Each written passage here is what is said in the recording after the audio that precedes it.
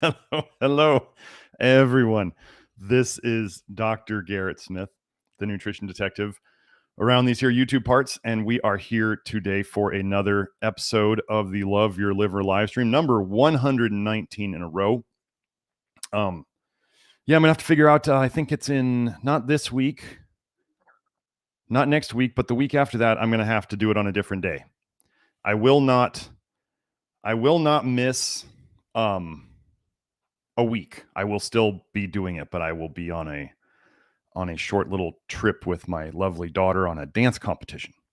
So we have today will be all Q&A, because I've mentioned the other topics. There's a very new thing that I'm going to put into the Love Your Liver program that I've been teasing for a while. I've still been working on it with Kelsey. We're working on making sure it is as good as it can possibly be before we put it out.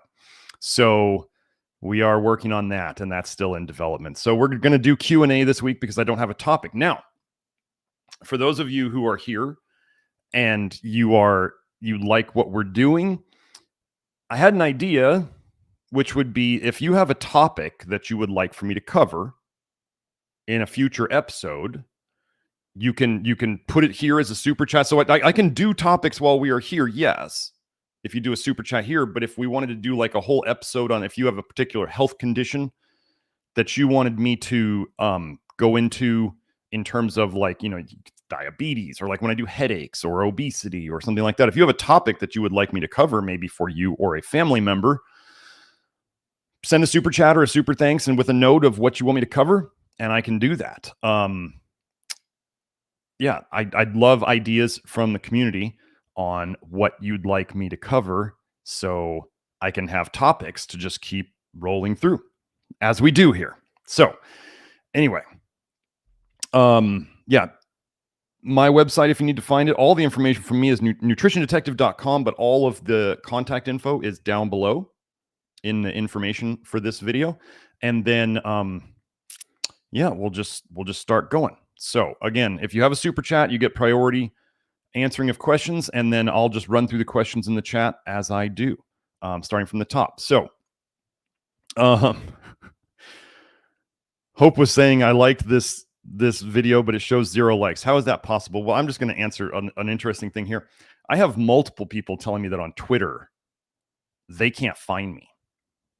They actually search for my handle, NutriDetect, in the here. Let me just put my handle down there.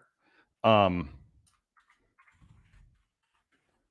that's my handle, at NutriDetect.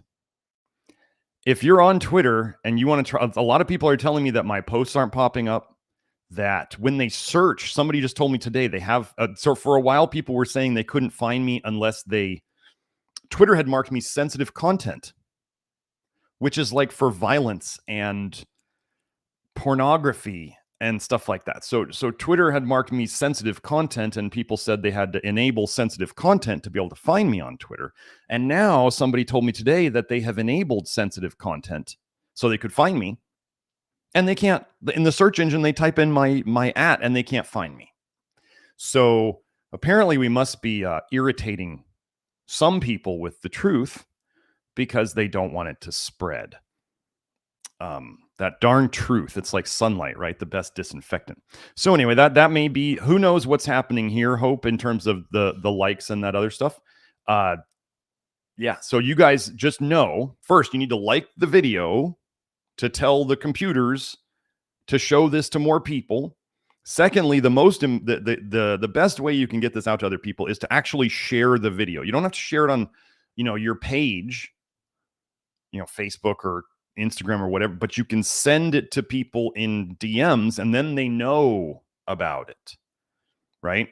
Because how many things do people post that we all just kind of run by? If you send them something and you say, that you can send them to the free course, there's madnessofmodernnutrition.com. That is the free email course. There's also the free, it's part of the network, the Nutrition Detective Network, where you can go in and read all of them at once if you're really into binging. We have a lot of people who binge on the content, which I really appreciate. So anyway, let's move on from that. So Monica Monica asks, hi, Dr. Smith, what are your thoughts on magnesium L-threonate? Thank you. You're welcome, Monica. Well, let's just hit this right away. I think magnesium threonate is like, let me put it this way so I don't get myself in trouble. All of the big studies on magnesium threonate, where they say it does stuff that other magnesiums don't, we're all funded by the company that makes magnesium L-threonate. Gosh, there would never be any corruption or bias in studies that were funded by the company that patented, trademarked the ingredient. Would they? We would never assume that these days, would we? Secondly, they like to say that it crosses the blood-brain barrier. Well, first, let's remember this. Your body needs magnesium. So this goes for any of those companies selling pills of magnesium, which is chelated to something else. Your body doesn't use magnesium chloride. It doesn't use magnesium glycinate. It doesn't use magnesium gluconate. It doesn't use magnesium whatever. It doesn't use the things. So like there's that one company with the 7 magnesiums saying that you need all 7 magnesiums. You don't need 7 different types of magnesiums, or then we could say that every single thing that magnesium could ever bind to, you need also. Okay. Your body needs magnesium. Your body doesn't need whatever's bound to it. I mean, unless it's something else, that's a totally different thing. So, and then they'll say that magnesium threonate is the only one that crosses the blood-brain barrier.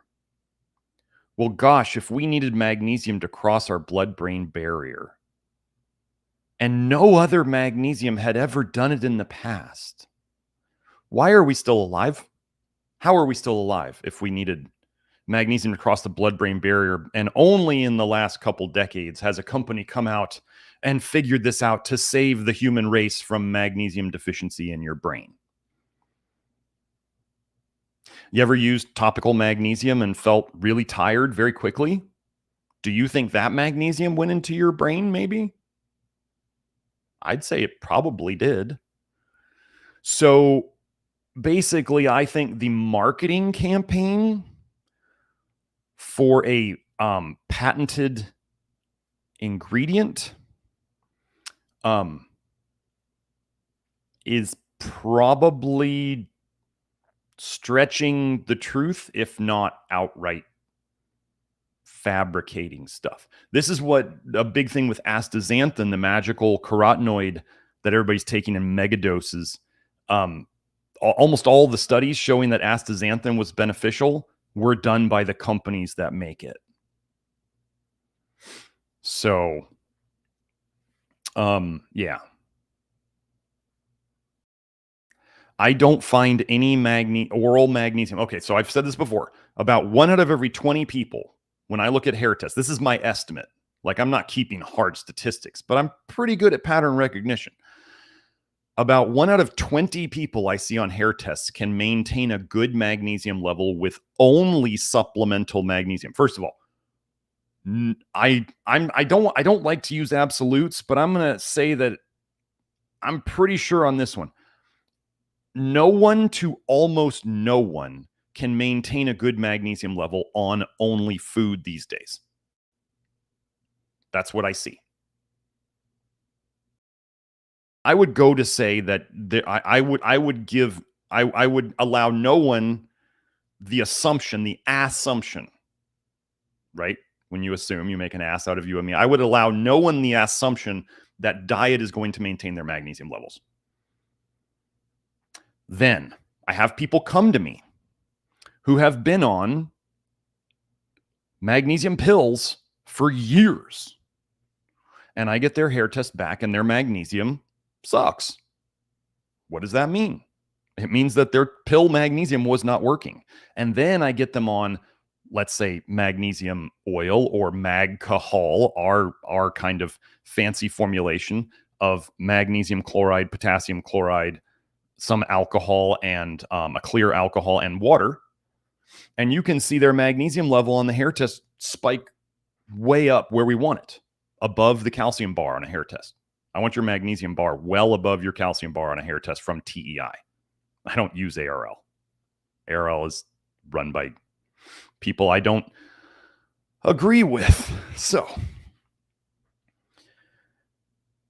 that's magnesium in a nutshell. In oral magnesium is very good for helping you poop. That's where I find it's useful. Topical magnesium is the one that really moves magnesium levels. And I've talked about how if you have trouble with topical magnesium chloride, it's probably more likely a potassium deficiency that's causing your reactions to magnesium to potassium imbalance, probably because the topical magnesium chloride is absorbed so well that it comes in and it shows this imbalance because all of a sudden you have a lot of magnesium in your system. So anyway, that's the magnesium thing. I wish magnesium pills worked well to raise levels. It would be so easy. They don't, no matter what the companies tell you. Oh, and the certain I also have found in my personal experience and in my experience with clients, slow release, extended release magnesium pills. Well, basically, let me just generalize here. Any slow release or any extended release pill, I am actually coming to the conclusion that those slow release compounds, those extended release compounds, are quite toxic to people. So while it may help you avoid diarrhea, it is likely going to cause you other problems along the way. And that is what I have seen in multiple clients. That is what I have felt in myself. I don't care what type of magnesium it is. Extended release, slow release, sustained release supplements are toxic. How's that? So we got that. Now, Trusty Rusty, you said you were, thank you for the super chat. You were saying you were posting your question in the chat because of the channel governors. So here, let's do this.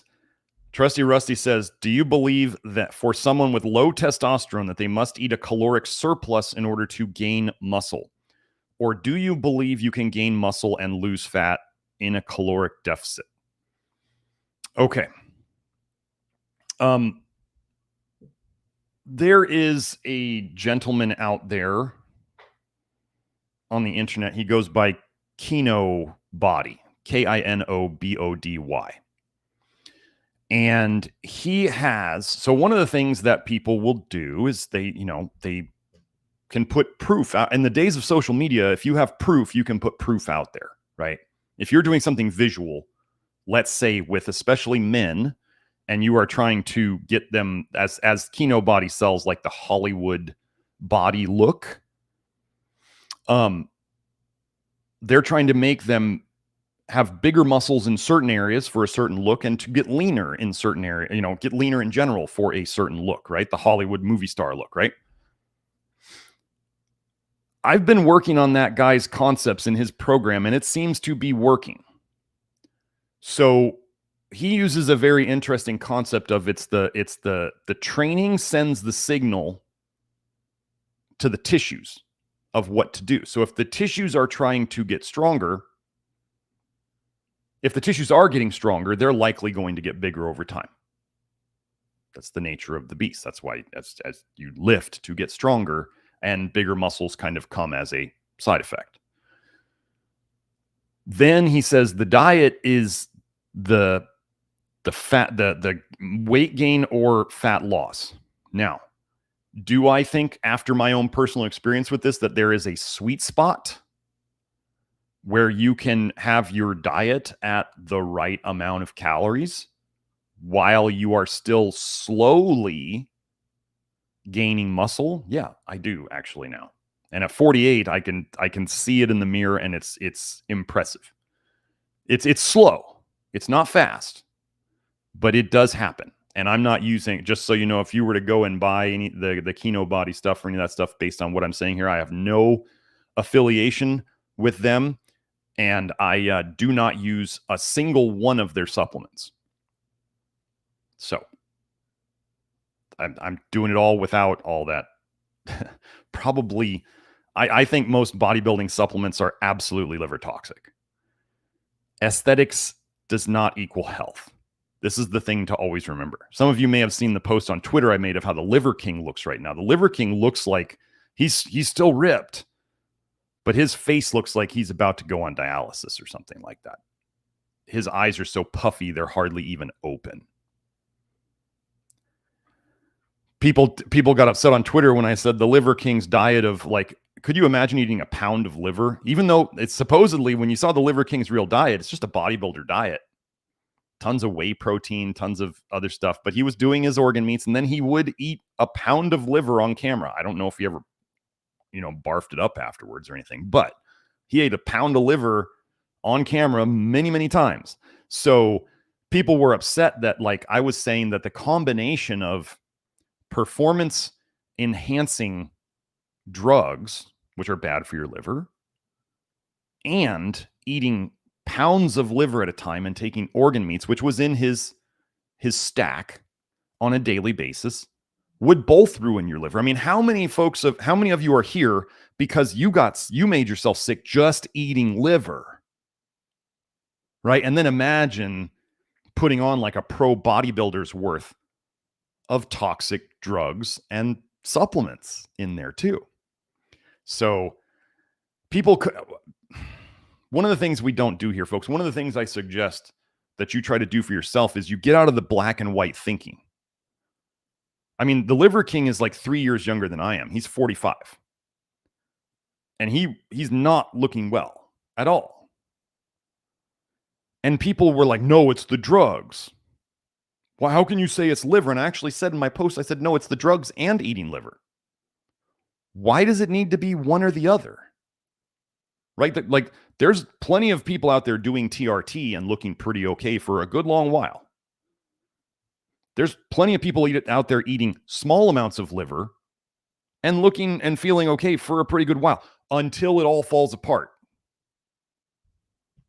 One of my sayings, my car worked just fine until it broke. Like, why do people not understand that things like it's a bunch of small failures that lead to the big failure? Like, how many of us screwed up a bunch of different ways in looking at all these health approaches, and each one screwed us up a little more until all of a sudden we were wrecked, and now you're here.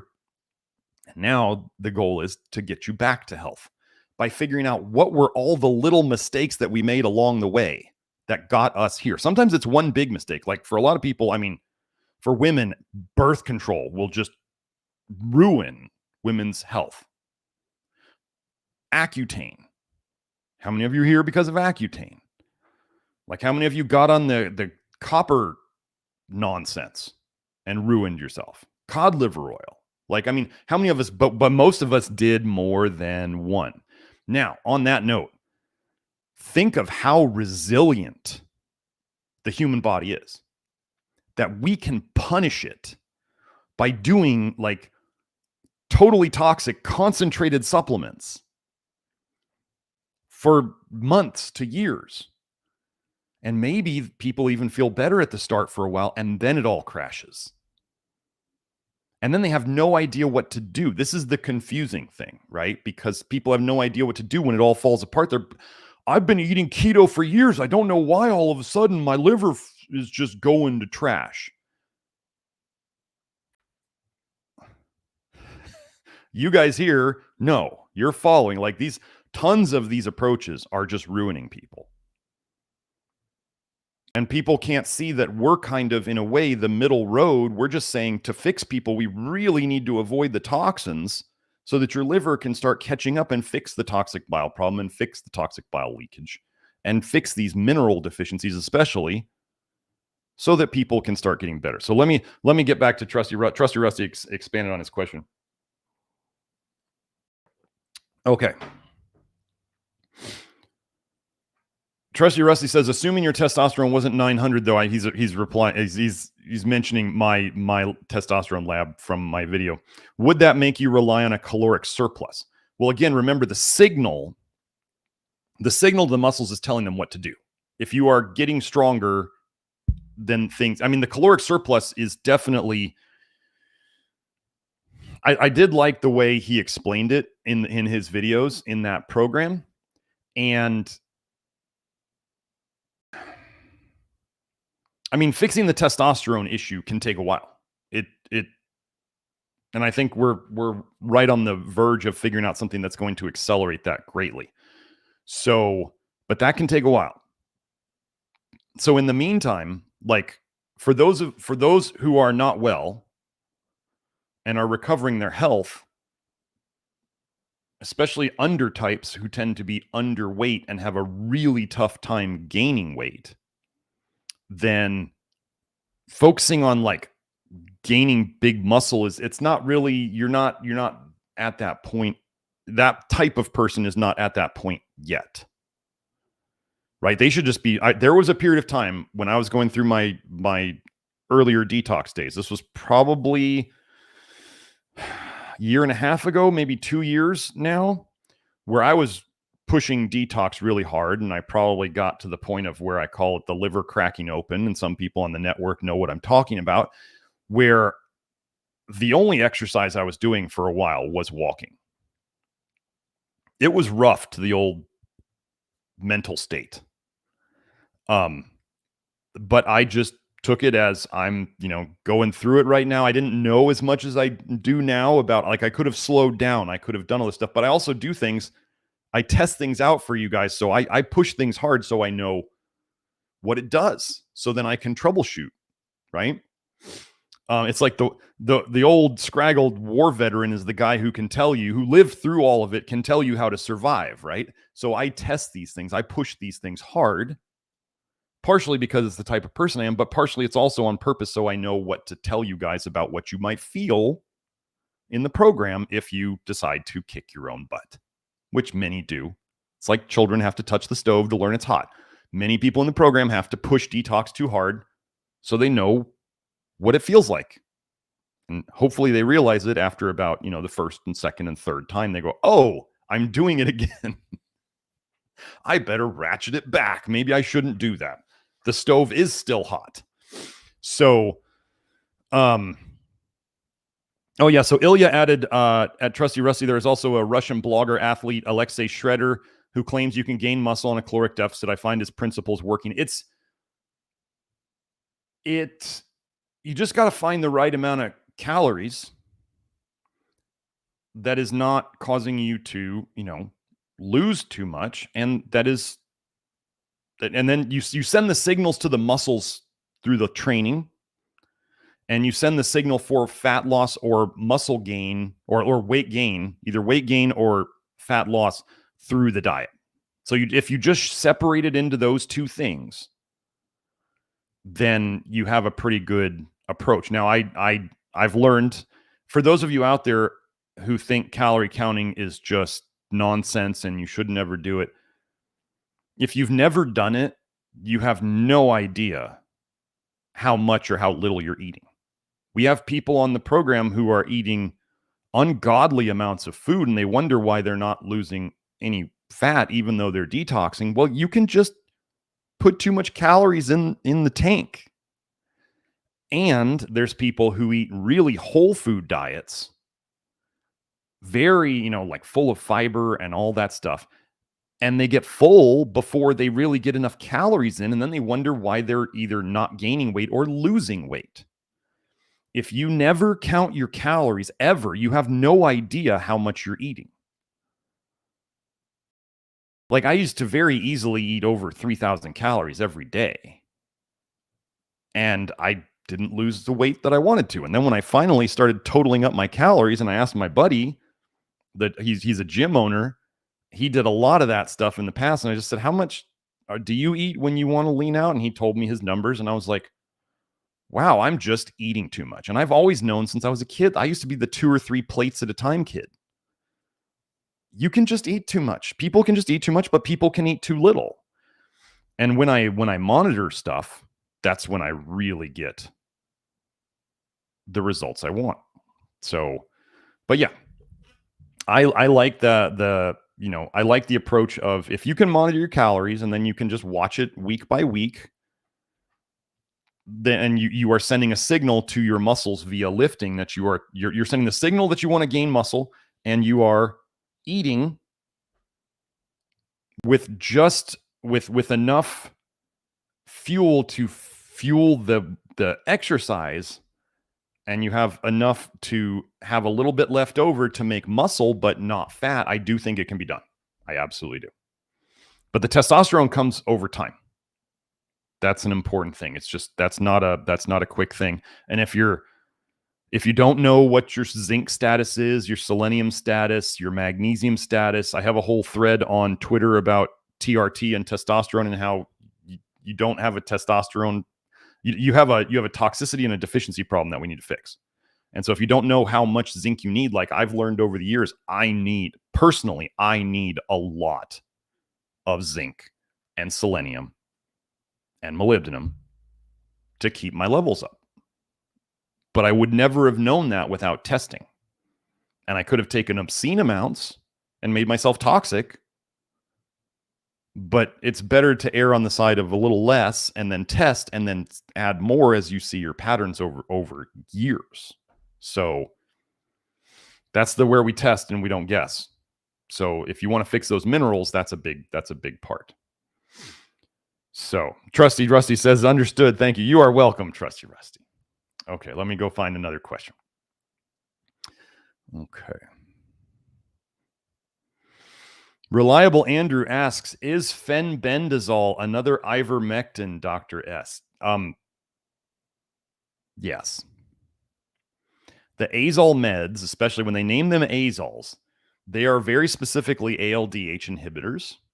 I don't know, Kelsey might be on here. I don't know if the azole meds or fenbendazole specifically is a PGP inhibitor. We still need to do that show. We've been working on the stuff for the network, and then we got to work on the PGP inhibitor show. I know she's been working on it, I'm sure. Let me see if I can find. Hold on, let me go. Don't worry about showing this yet, Joe. Let me find. So one of the things we do know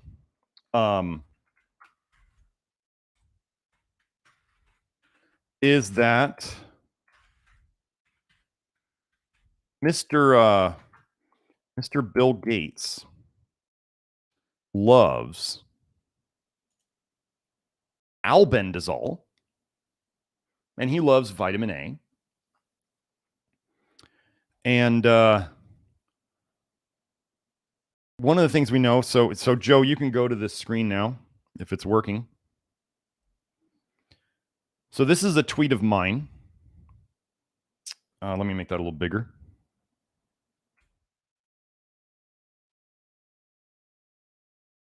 Treatment with albendazole increases retinol concentration. Here is the paper. Let me get this link for you. So weird that Bill Gates gives out vitamin A, and he also gives out albendazole.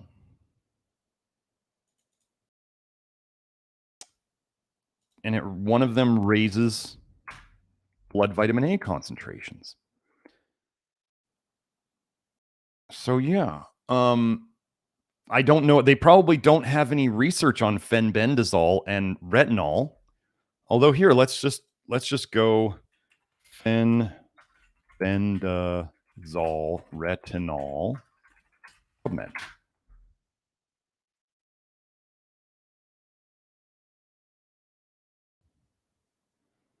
I mean, doesn't look like there's anything. This is not what we're looking at. So no, they don't have. So see, think about this. Let's say I'm out here posting about how Bill Gates loves vitamin A. Bill Gates loves less people. Bill Gates loves albendazole. He gives them together. They give them together. Injections of vitamin A from the WHO. They give them together. And then they give albendazole with it, which raises the serum retinol concentration. That sounds like an absolute disaster to me. So let's just say now they're promoting a new azole medication that doesn't have the vitamin A research on it. What a great way to hide a potential problem. And let's put on our little tinfoil hat here. Folks, if pharma accidentally created a parasite cure and a cancer cure and all of this stuff, and these are generic medications, you have people arguing, but they're not going to make any money on it. Do you think they do anything? They either have two motivations, right? If we're really looking up the very upper echelons, they have two motivations. One is money. Two is that they don't like you and they don't want you around. They might have to sacrifice one to get the other. Are you following me?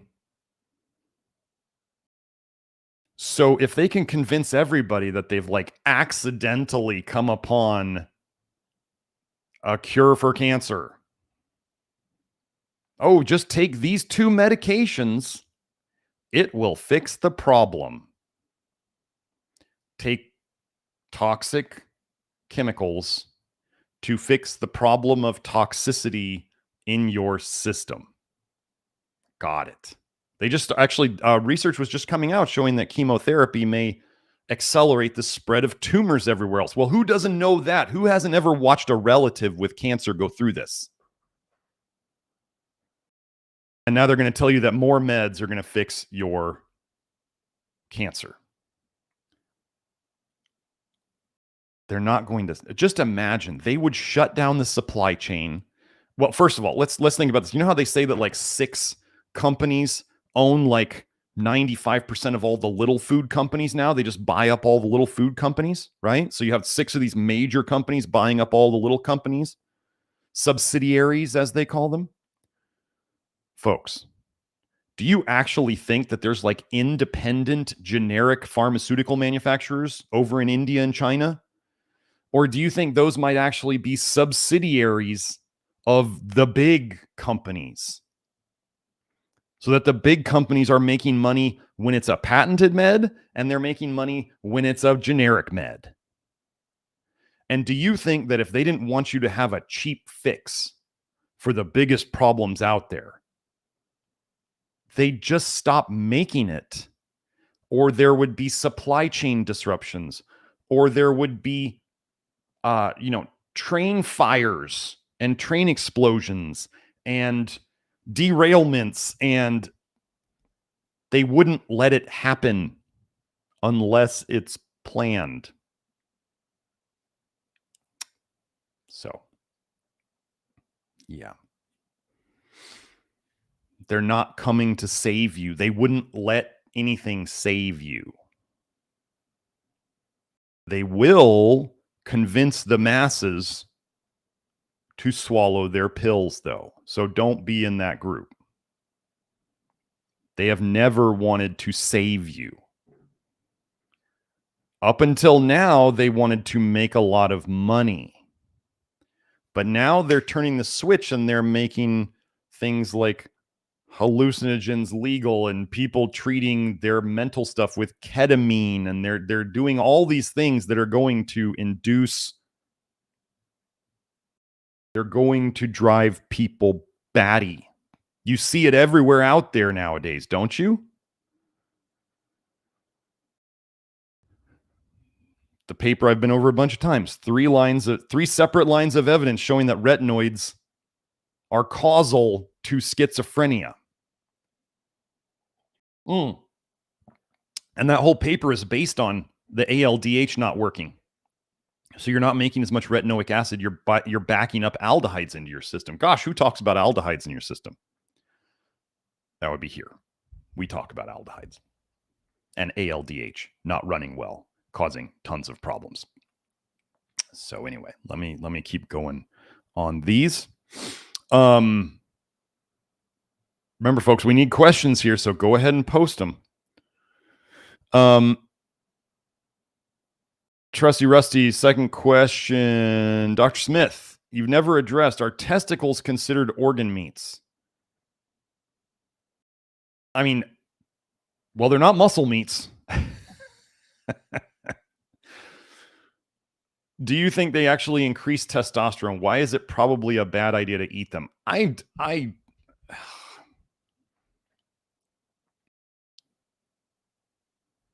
don't know that. I mean, I have seen some studies where testicles do accumulate. I mean, they do accumulate vitamin A. And we have had, okay, so this is something that I've had multiple clients and people on the network state. As an example, when people were more toxic, multiple men have said this, that when they were the most toxic was when their ejaculate was actually yellowish in color. It had a yellow tinge to it. And some of them actually said that at their most toxic was when they were most into pornography and excessive masturbation. Whereas you have all these other gurus on the internet saying that libido is really good. Libido is a sign of health. And of course, sure, you want to have a healthy libido. Could it be aggravated and be too high? Well, yeah, you could have like a toxic libido. How many men in this world have been ruined by a toxic libido? I'm sure there's plenty of women too, but men especially can get ruined by a toxic libido. So let's just say you were storing things in your testicles that your body wanted to get rid of. How could it do that? Well, it gets rid of the fluids that are associated with that. Like if you have too much toxicity in your brain, how might your brain try to get rid of it? Oh, I don't know. Earwax, watery eyes, sinus problems. You're draining your brain. Where would it drain to? Well, the closest exits.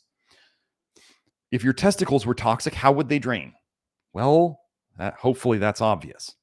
Could your body send you kind of signals to say, get rid of whatever's down here because we'd like to reproduce before we get too toxic and we're not around here anymore? Like the body wants to reproduce. That's what kind of the whole goal of being here. So yeah, toxic testicles, I wouldn't want to eat them. Do you want to go and trust? I mean, it's a touchy subject, but I'm not going to be searching out. And I mean, okay, so put it this way: if you were eating testicles and you were getting some testosterone out of them, it's a Band-Aid. Taking deer antler or whatever, all these things are Band-Aids fixing a problem, fixing a symptom of a deeper problem. TRT is a Band-Aid. HRT is a Band-Aid. Many people just say, oh, I had a testosterone deficiency, I'm going to take TRT, and they take it and they feel better and they go, oh, my problem's solved. And then years go by and their doctor has to keep upping their dose, and the person keeps feeling less of the initial benefit of the hormone, and they see more of their old symptoms come back, and then they have other problems come up. I remember you guys ever notice there's like this thing of anti-aging doctors like getting heart attacks and other things earlier than you would have ever expected? Have you noticed this pattern? I have. And they take like 50 pills a day and they're injecting themselves with GH and testosterone, and they're croaking early. This is not, gosh, I did my sinus rinse too close to the show this morning. Hold on one sec. Okay. So anyway,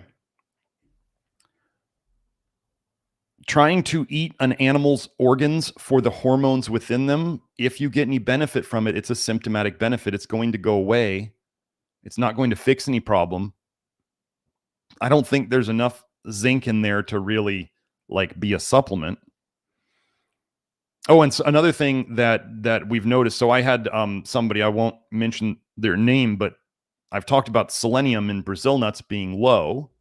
I think I may have mentioned this last week, but I'm going to mention it again in terms of testosterone, right? Selenium, if you wanted to get your selenium a daily needs from food, like you're not going to really get it from any normal foods. You might get it from Brazil nuts. But I just had somebody who had been eating, like, on average, they said 10 organic Brazil nuts a day for the last year and a half, I believe. And their selenium was only half of where I wanted it. Foods don't have it in it anymore. So for those who want to insist on only foods, the benefit of eating only foods for your minerals is that you're probably not going to overdose. I can be pretty sure you're not going to overdose. The problem with eating only foods is they're massively underdosed. So you're probably not going to catch up to where you need to be. And it's getting worse quickly. I saw this start, I said this before, about a year ago, I think now. It really started showing up on hair tests about a year ago. So anyway, okay.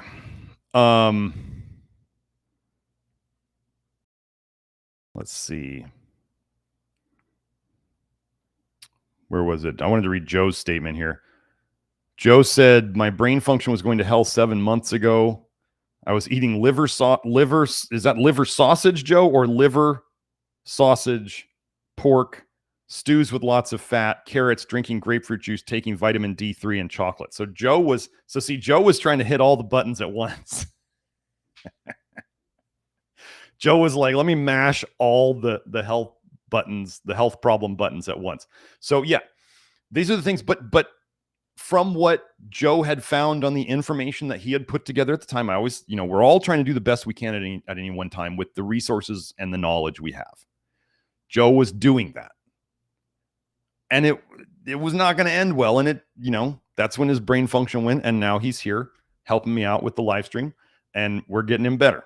So anyway, yeah, that was back on like all of us just messing around with all these different approaches. Grapefruit, when I moved into a house with a grapefruit tree and I started eating a grapefruit a day, I don't know how many months it took before I started realizing that I was just really tired and I didn't feel good. And then I remember reading about how grapefruit slows down your liver, and I stopped eating the grapefruit. And within a week or two, I started to feel a lot better. Citrus fruits are not helpful, folks. They may taste good. They're not good for you.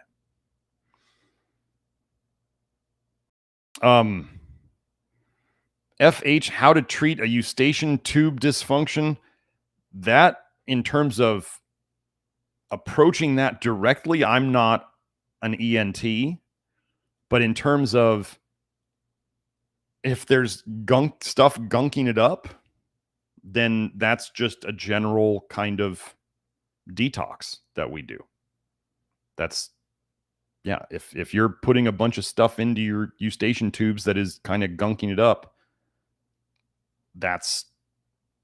we just do these systemic approaches and the body cleans up the mess as we go. So I don't have, like, in terms of specific approaches, maybe other people in the chat have ideas. But that's beyond the scope of here. SIBO, yeah, Jennifer S was saying, what about SIBO? I'm assuming that would be a topic. So actually, Joe, can you write that down somewhere? We'll do SIBO.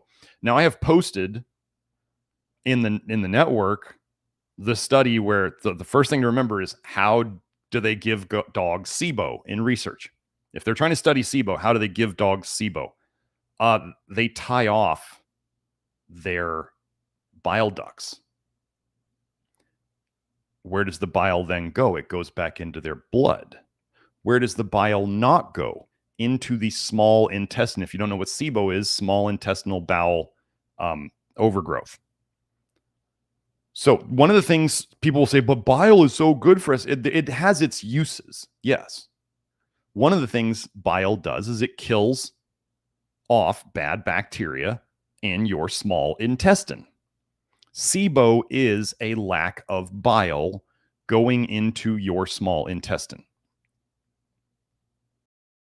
That's how they create it in dogs, by tying off, they call it bile duct ligation, BDL.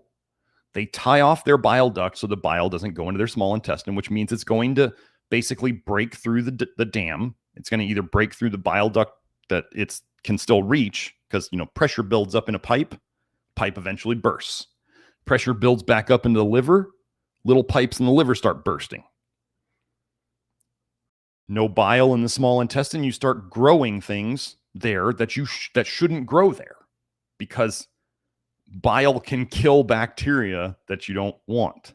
It can also encourage the growth of bacteria you don't want. This is why fixing your toxic bile is important to fixing your gut biome. This is what we do. So yeah, I can hit on SIBO. I'll see. There's not as much research on SIBO as we would like, but it's like I could do that one. So the lone squid says, I thought buying low-fat cottage cheese would be less vitamin A, but the ingredient list shows that they add vitamin A palmitate. Well, so you guys know, for those out there who would say that synthetic vitamin A is different than natural vitamin A, first of all, you're wrong. I have a Twitter thread on natural versus synthetic vitamin A, and the research shows that they are both, when you have the same forms, whether from natural or synthetic sources, in the same amounts, it causes exactly the same toxicity in multiple species of animals. So just know that the whole natural versus synthetic thing is not true. And then why did I say that? Because you know the most common form. Well, let me find that.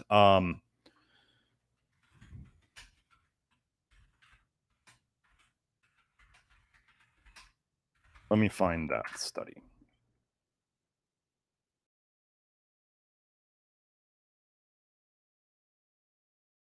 Where is it? Retinyl esters.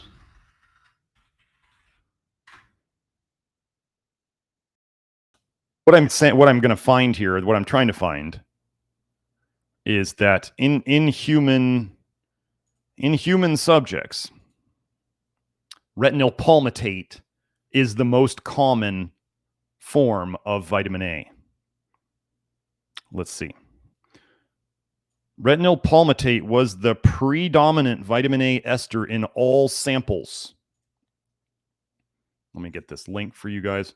So when people, there will be people on the internet who don't know what they're talking about, saying, but they took retinol palmitate. That's a synthetic form of vitamin A. Your liver stores vitamin A bound to palmitic acid in your liver. There is more of it in your liver than any other type of retinol ester. And this is not saying that these people took this supplement. It's posted, Jennifer. It's two above yours, two above the comment you just did. So, or are you talking about the SIBO study? You want the dog and SIBO study? Here.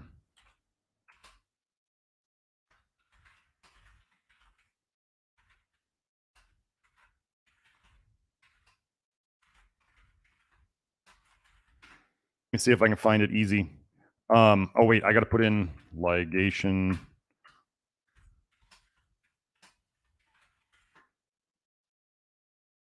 Let me see if I can find it.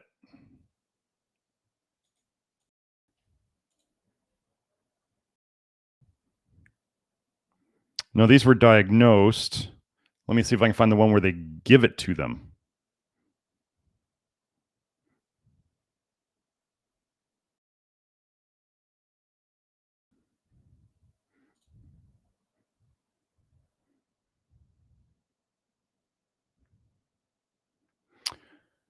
Actually, for any of you here, maybe Hope, if you want to, can you find the inside the network? Can you find that SIBO study I did in dogs?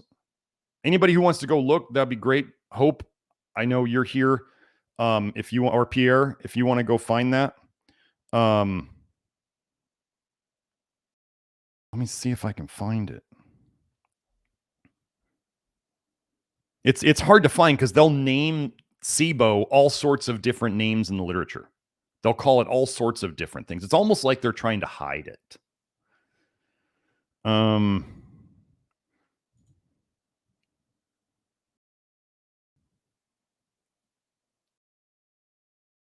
that's again.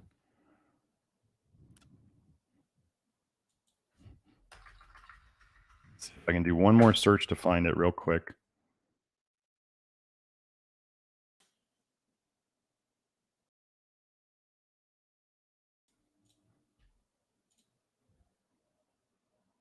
No, we have this one.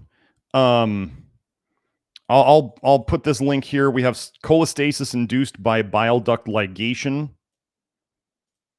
Promotes changes in the intestinal microbiome in mice. I'll look for the dog one. Or if somebody posts the dog one here. Let's see if I can find if there's anything good in here.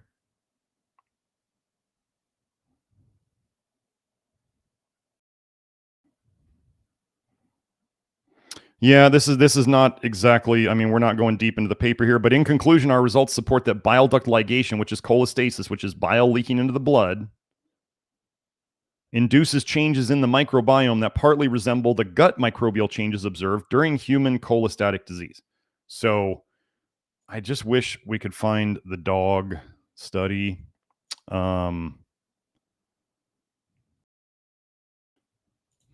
Here, let me just call it small intestine.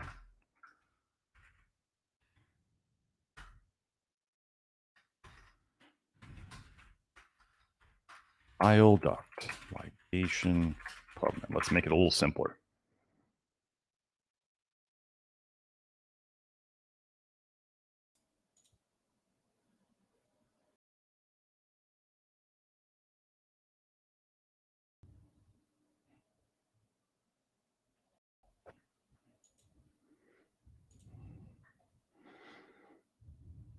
No, that's the same one. Nope. Anyway, if somebody can find it, that'd be great. I'm going to stop looking for it and stop using the time. But anyway, I have the paper. They specifically induce SIBO in dogs with bile duct ligation. So, oh wait. Oh, that's interesting. So, but anyway, so okay, Glenn, let me find the, hold on. Let me find the, just so I can wrap this question up from Lone Squid. Let's do, let me find, there it is. Okay.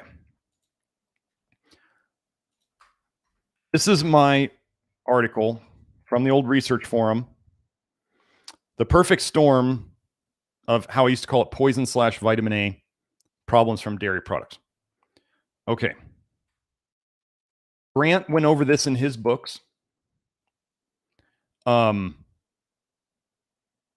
for you just need to know there's vitamin, if you are eating dairy, there is vitamin A in the fat. There is vitamin D in the whey. There is vitamin D in the casein. And I go over this research in this article. Look, casein and vitamin A, binding of vitamin A with milk, alpha and beta caseins, like beta-lactalglobulin is the major whey protein in milk with retinol and fatty acids, like interaction. It's in them. Okay. It's like when people say I can't find any vitamin A in pork on the nutrition analysis. But then I can show you that lard factor, they named a thing lard factor. We can go over that. So I put this link there. So dairy is just full of vitamin A everywhere. What if, let's just do this thought experiment. What if nutrition science was just terrible at measuring vitamin A and things, and they just didn't really look very hard for it, and they didn't look for all the carotenoids, or they don't tell you how many carotenoids are in there because they don't have to put that on the normal label. They didn't look for all the carotenoids. They didn't look for all the retinol. They didn't look for all the retinaldehyde. They didn't look for all the retinoic acids. What if they didn't look for all of these? So imagine this. Let's say they take dairy and they somehow separate it into, they assume all the vitamin A's in the fat, and there's nothing in the watery protein section, so they just don't even analyze that. Or they're actually, this was an interesting thing that it was on the network too. They recently realized, one study realized that they were analyzing fatty liver incorrectly for vitamin A. And they went back and they started changing their analysis of how they looked at the fat in fatty liver for vitamin A. And they found that instead of the old studies that said they had a vitamin A deficiency in their liver when they had fatty liver, now they found that there was tons of vitamin A in the livers. Gosh, it's almost like they don't want to find it, like they make these mistakes that only seem to benefit the people who don't like us. So, people, pork is bad. Let me find the lard factor, and dairy's bad.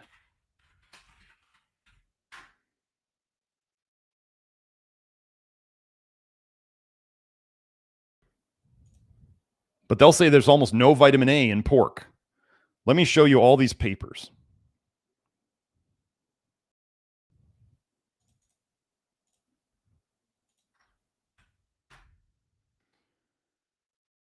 Somebody on I think on Grant's forum was trying to be like, but lard factor's not vitamin A. All these studies have been disproven. Okay, just look at all the titles. An unknown factor with vitamin A activity distilled from lard. Relation of vitamin A and quote lard factor to disease caused by rancid lard. Wait, disease caused by rancid lard. The relationship of vitamin A and lard factor to diseases caused by rancid lard. What happens to vitamin A when it oxidizes? It goes down the detox pathway. It actually becomes more toxic. It goes retinol, retinaldehyde, retinoic acid. What do we keep talking about that's in pork? Retinoic acid. What do they not analyze pork for? Retinoic acid. Studies in vitamin A. 26. The vitamin A replacing effect of lard.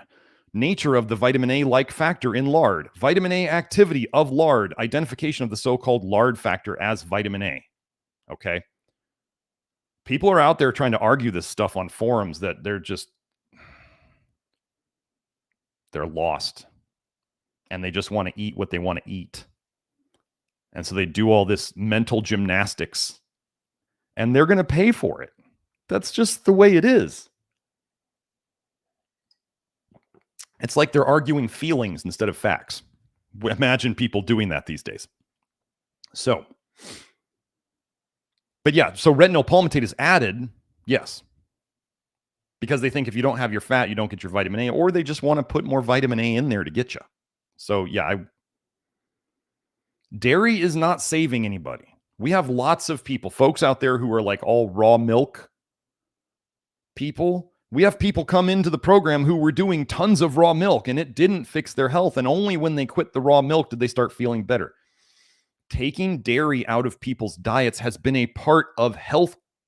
People who are really trying to work on health for a very, very long time, way longer than pasteurization and homogenization. Okay. Weston Price talked about giving kids cod liver oil and it causing them problems if they gave them too much. Weston Price himself. And he was saying the kids were developing allergies. Do a lot of kids today have allergies? How many of you have allergies? Too much vitamin A when you're young will do that. So, yeah. So don't trust dairy. I mean, dairy, if you're on a low vitamin A diet and you're going to eat dairy, it needs to be rare. It needs to be like something you're not having on a daily basis. You're not going to get to where you want to go if you're having dairy on a regular basis. That's just the way it is. So, Jennifer's asking, what about SIBO, Streptococcus, Epstein-Barr virus? You have all of these. Somebody on Twitter tried to come at me and they're like, why haven't you gone after virus theory yet? I was like, you obviously don't know my work. Folks, I go all over, right? I don't always just stay in my lane here. But there are other people out there who have the bug up their rear end about going after virus theory. I don't find it necessary here because as people start going down this rabbit hole, we start talking about toxic bile theory. They start figuring out that viruses are an expression of toxicity. And antibodies are things your body makes to bind to toxins. And that is why they measure viruses with antibodies. Because it's toxicity. I don't need to spend all my time arguing about viruses. because it's an evolution of what we do here. If you're here, you're questioning hopefully everything that you've learned in the past, because you can obviously see that it's not working. And it's pushing people in the wrong direction. Marty asks, why is vitamin A so disruptive? Because it's a poison made by nature. Is it because it accumulates? Yes. And it's hard for the liver to remove for some reason. It's not that it's hard to remove, it's that many of the things we do. So let's go over quickly how this happens. Everything that you do that injures your liver, first of all, anything fat soluble can accumulate in your liver. Your body binds free fatty acids to it and it stores it in the liver. But anything you take in that's toxic, anything that, whether it's on purpose or not, you could be living close to a landfill and be breathing in hydrogen sulfide all day. That can make you toxic. You can eat glyphosate-ridden food. You can eat, tons of vitamin A. You can put Retinyl on your face. You can be doing all these. I have multiple people whose entire health was ruined after a couple of, one summer or a couple summers of spraying Roundup on weeds, and they were wearing shorts. And they were walking around in the weeds, absorbing the glyphosate through their skin. Multiple people now. One was a woman who realized her health went downhill as a kid, when she used to do that out in her yard. She said she remembered the weeds, the wet weeds with glyphosate on them, Roundup, brushing her legs. And then there was another young man who had a summer job landscaping, which was basically spraying weeds with Roundup. And he couldn't go to school the next year. He was that messed up health-wise. So all these things come in, and antibiotics, shots, birth control, antidepressants, whatever, it all damages your liver. The more damage your liver undergoes, the slower it detoxes. The slower it detoxes, think of it as a drain in your shower that is slowly filling up with hair. Does the water get out as well? No. Then the hair starts catching on to like soap residue, and the hairs get thicker, and all of a sudden your drain doesn't run hardly at all anymore.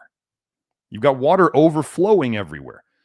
This water overflowing, if you think of it as toxic bile overflowing and toxins overflowing into your bloodstream, just like the shower would overflow into your bathroom, then you start to understand.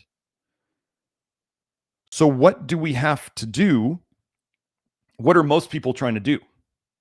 They're trying to take toxic things to like dissolve the hair clots, the hair balls, whatever you want to call them, hair clogs. So you're putting a toxin down the drain to try to dissolve something that's causing your drain not to run well. What do? What we are doing here by taking these toxins out, both commonly known toxins and the less commonly known toxins, like we don't take vitamin D3 rat poison. We don't take, vitamin A in food or supplements. We try to, not do an excess of copper. We do all these things that most people don't know about, but think of it as we are slowly pulling. You can't take the hair clog out all at once. You just don't get to do that. So, but we're pulling out hairs faster than they're being put down. So then the drain starts to open up. So then we can clear the toxicity that has backed up. But we can absolutely store the human body absolutely stores toxins, toxic metals, toxic fat-soluble toxins. It stores them in the body fat. It stores it in the kidneys. It stores it in the liver. It stores it in the skin. Why do you think people who eat too many carrots turn orange? Why would they turn orange if they weren't storing carotenoids in their skin, right? We absolutely store these things. If you can't get rid of it fast enough, your body will not put up with it floating around in your blood, because that could kill you. So your body says, well, we could die or we could store it, but we can't get rid of it fast enough. It's like a lot of people's houses these days, right? Just keeps filling up with crap. They can't get rid of stuff as fast as they're bringing it in. Your body does the same thing.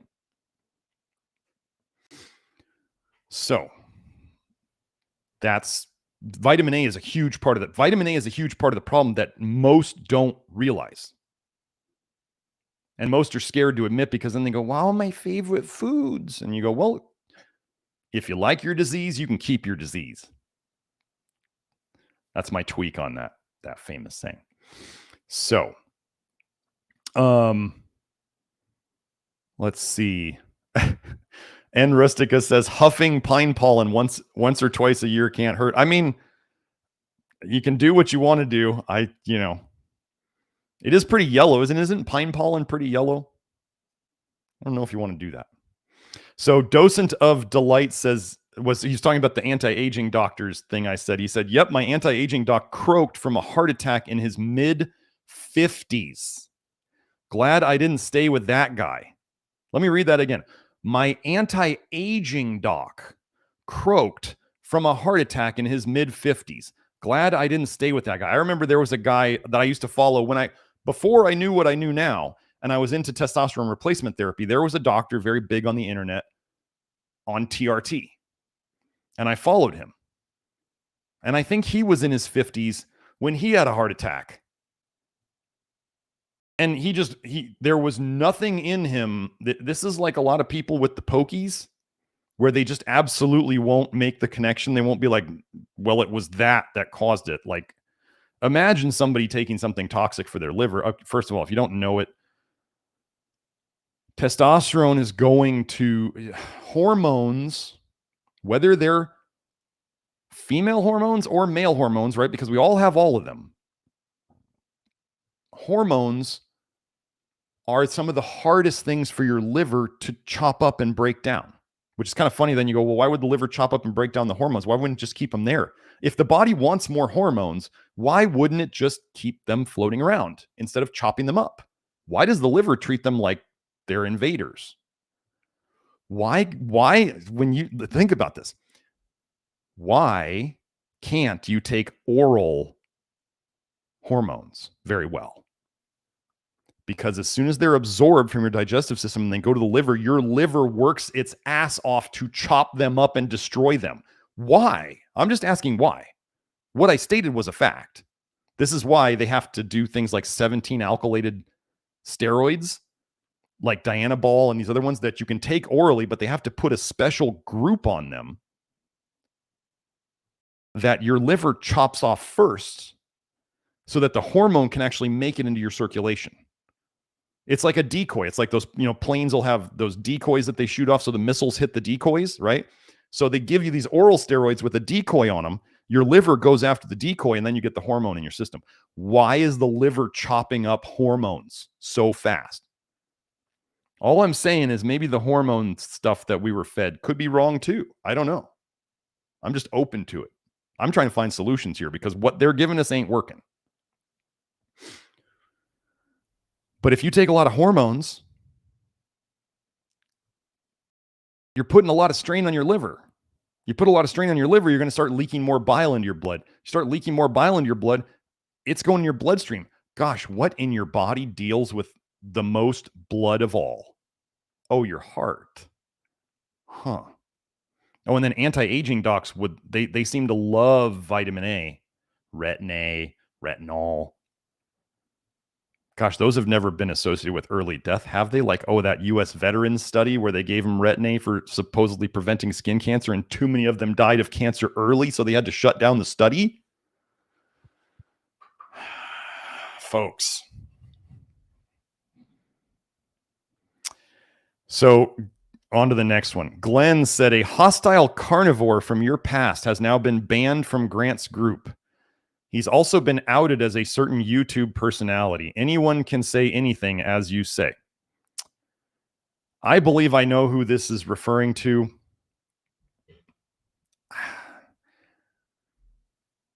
Yeah.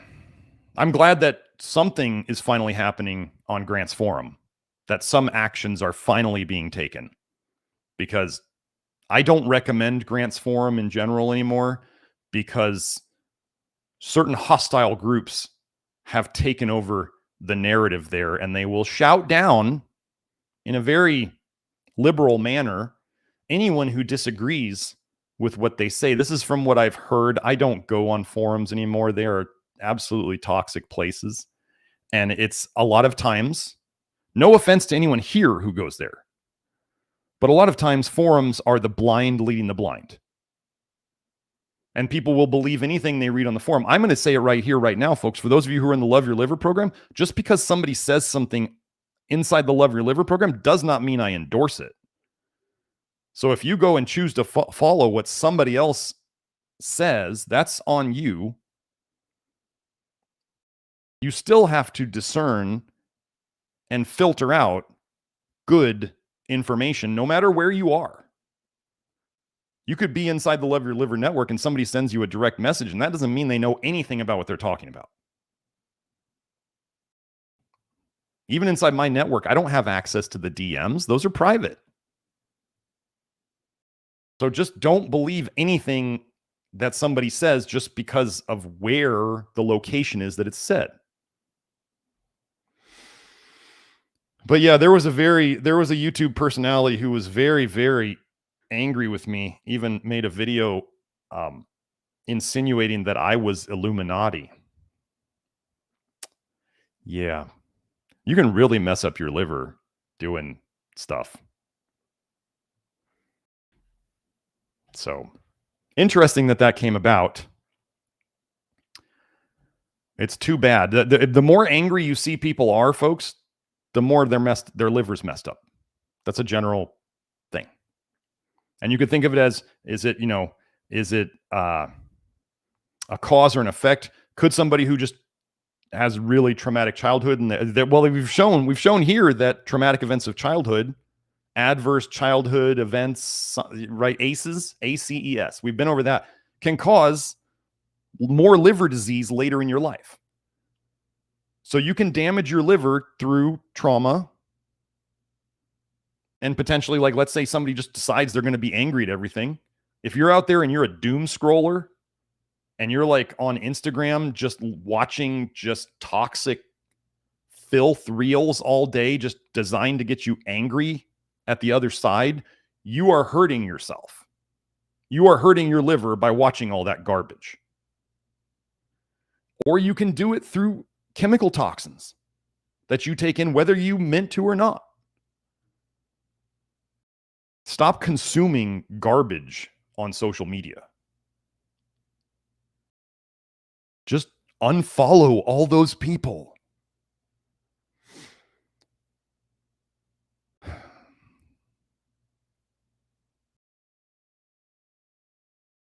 So I'm trying to follow. Sometimes, oh wait, whoa, that just jumped. Were there any super chats that I missed? Let me just double check. No, okay.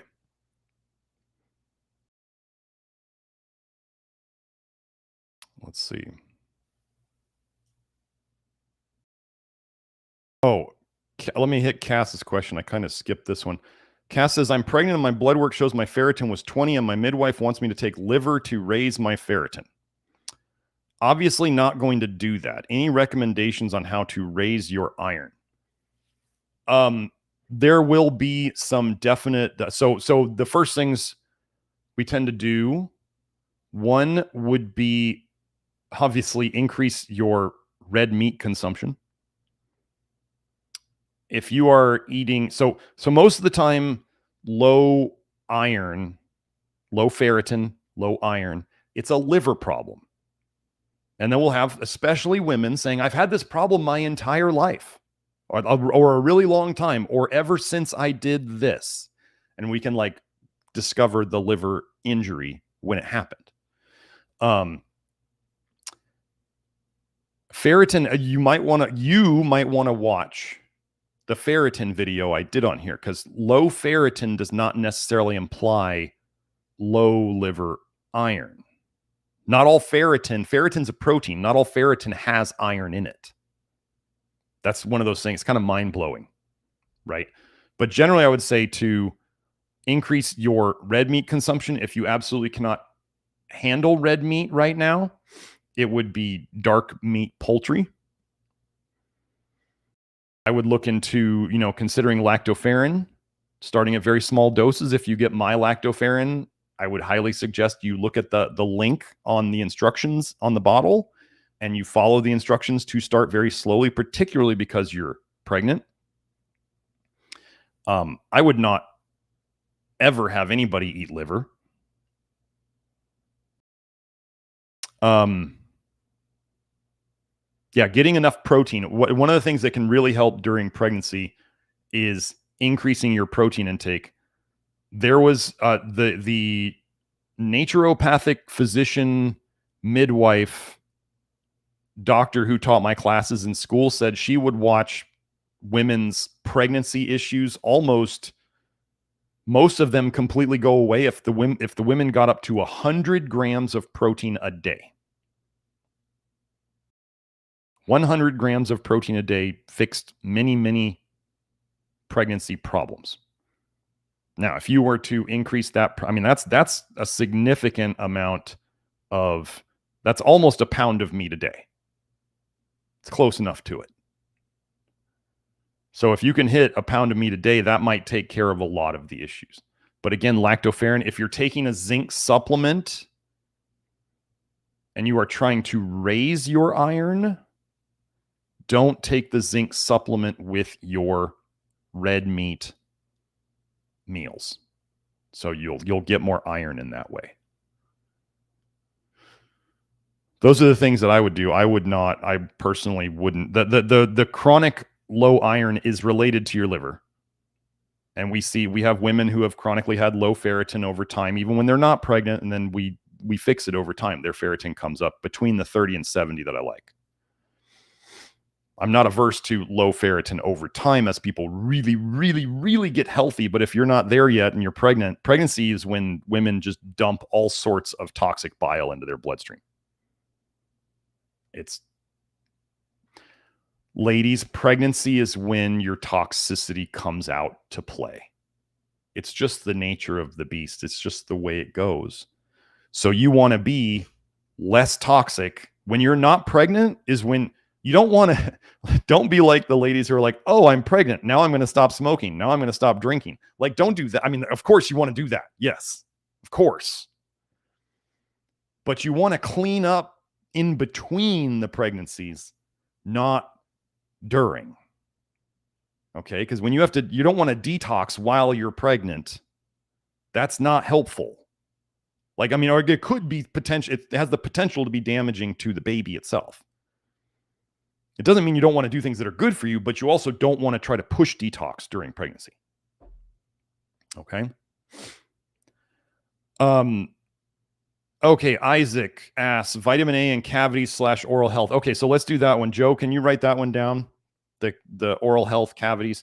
We do know that beta carotene will stain teeth yellow, and so does bile. We'll go over that. Bile's in saliva, vitamin A's in saliva. Just think of your teeth marinating in yellow bile and yellow, vitamin A.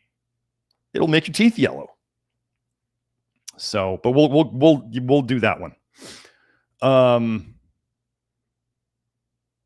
So let's see.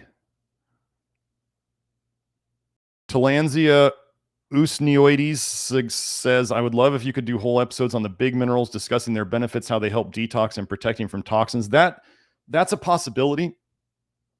However, I take my job very seriously, and people can take free information and do absolutely horrible things with it. I've seen it with very intelligent people taking information and running too far with it and hurting themselves. I take my job very seriously, and I know that the thing about supplements, the thing about anything we do, especially like lactoferrin, is even strong medicines cause strong effects.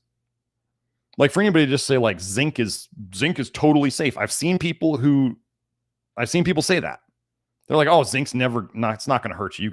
You can about take as much as you want. That's total BS. I've seen people like in the research, and I have seen people when they get up around 100 milligrams a day or more, they mess themselves up. They start seeing problems. And I go, I told you. So I'm not giving, that's like laying out the benefits of what zinc does. I mean, people go, well, it's critical for at least 200 enzyme pathways in the body. Okay, that means it's pretty important. So I tend to stay away from I find that going back to the basics, like the dead foundation basics of having to tell people that like zinc is important. Most of my people are kind of beyond that. Like they know, oh, zinc is really important. We need to do that. So I don't tend to take a lot of time on, selenium's important for your thyroid. Like that's about as much time as I put into it. It's just not, it doesn't really, light my fire, but I'll think about it. I'm definitely going to do more on the big minerals inside the Love Your Liver program. I've been working on my selenium article right now. So working on figuring out when I'm going to do, I got tons of stuff lined up. I got somebody coming to help me to get everything organized and to decide the directions that we're going to push these things. But a lot of the big first step is really distilling, taking my life's work and putting it correctly down the way I want it to be. So yeah. Let's see. Going down. Joe was saying he's so grateful to everyone who supports this show. I am too. I thank you all for coming. Sorry about the time change recently. If some of you missed this episode and you're seeing it later, or you didn't get to watch it this morning because of the time change, I'm sorry. I'm in Arizona and we don't change times. So that's just the way it is. Oh, wait, there's a super chat. Here we go. Well, thank you, Glenn. Thank you for the super chat and thank you for the compliment. Let me read what Glenn said. Glenn said, the best health advice is here. Anyone who reads this, don't be led astray. 3 years in and I'm healthier than ever at 47. This is what we're trying to do, folks. I mean, I really, one of the things you can do, folks, this is really to assess other health methods. Look at how many young people are doing it. Young people don't know what they're doing and they can abuse themselves. Just look at young people in alcohol. Like, oh, they don't get hungover. Like, youth is a thing. But have you guys noticed even, this is what I'm telling you about everybody's livers getting bad. Even the youth today are getting hungover more than they used to because their livers suck. Like, they don't even get the benefit of like being, like, if you want to call it a benefit, of ruining their liver with alcohol and not feeling it as much. They're the babies being born jaundiced. Like, everybody's liver is going to garbage. So what I'm telling you here is, if you wanted to evaluate, so we have Glenn here at 47. I know Weldon Williford on Twitter, and he's here sometimes. He's 43, I think. He was talking about how he's in the best health ever. Like, when you start seeing people in their 40s and 50s saying that they're in their best health ever, and they've been doing this approach for years, that is your proof in the pudding. It's not like 20-somethings doing Ray Pete and being horribly angry and smack talking to everybody else like they think they found the Holy Grail, when we're sitting here as 30s and 40s and 50-year-olds going, yeah, we did Pete like 10 years ago. It was a disaster. You're being warned now. It didn't work. And all the people who are like, yeah, I did keto, and yeah, I did carnivore, and yeah, I did low carb, and yeah, I did paleo, and yeah, I've done all this crap. I did the autogenous primal diet garbage. We've done it all. And we're in our 40s here, especially, these guys I'm talking about, and we're just getting better. This is not to brag. This is so you can go and evaluate it. Find how many older people are doing it and doing well, and who are saying their problems are going away that they've had for decades.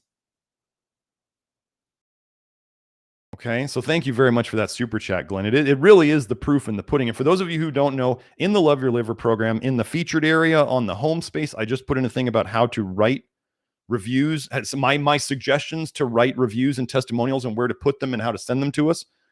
We love those. The biggest thing you can do to help others to learn about this is send us or post reviews and testimonials. That is how we will help people. People believe you guys more than they believe me. hopefully a lot of you believe me at the start, right? That's the goal. And then you guys see the results, and then you tell other people, and then they believe you because people want to see other people doing it. What is it? Irrefutable visual proof.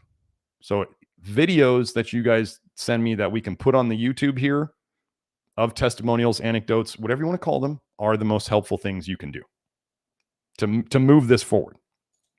Okay? Especially if you have labs that you can talk about. That's amazing. So, but thank you very much, Glenn. Let's see. Oh, there it is. Okay. Let me go find. Oh, okay. So Eminem posted, do a sleep apnea or snoring episode. I'll see what I can do on that. I'll see how much I can connect it to this stuff. Okay, John Smith is posting. He did a super chat. Thank you for the super chat, John and Eminem. He said, thoughts on liposomal zinc glycinate. I seem to be benefiting.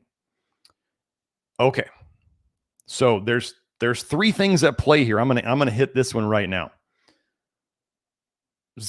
We like zinc. And one of the biggest problems I find with zinc is getting people to absorb it. Zinc picolinate seems to be the one that is best absorbed. You would not believe how many people I have tell me that they've taken all sorts of different types of zincs and they never felt anything until they took zinc picolinate, and then that hit them like a train. Like they finally felt something, or they felt copper detoxing,